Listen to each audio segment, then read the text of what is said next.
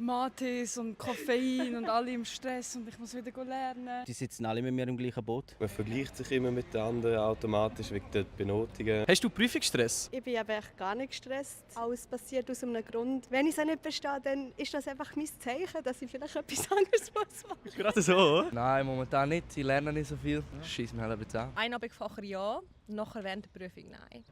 Ja. Wie lange zurück reden wir da? Ja, schon länger.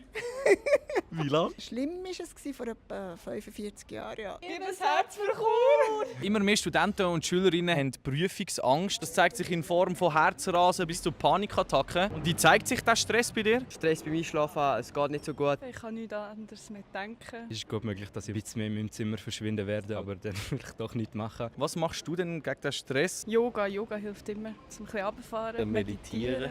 Ja. Meditieren.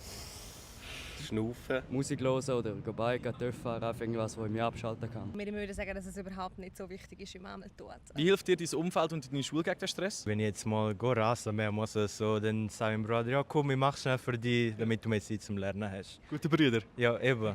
Danke, Bruder. Man kann ja immer Fragen stellen, der Lehrer und meine Eltern. Meistens soll ich es auch viel selber beantworten mit ChatGPT und so. Wenn es dann Leute um dich herum gibt, die genau auch den Stress haben, das tut immer gut. Kann das nicht auch ein bisschen anstecken, wenn Leute rundum auch gestresst sind? Hey, ja, mega. Ich glaube, gerade in der Bibliothek merkst du das mega. Alle mit ihren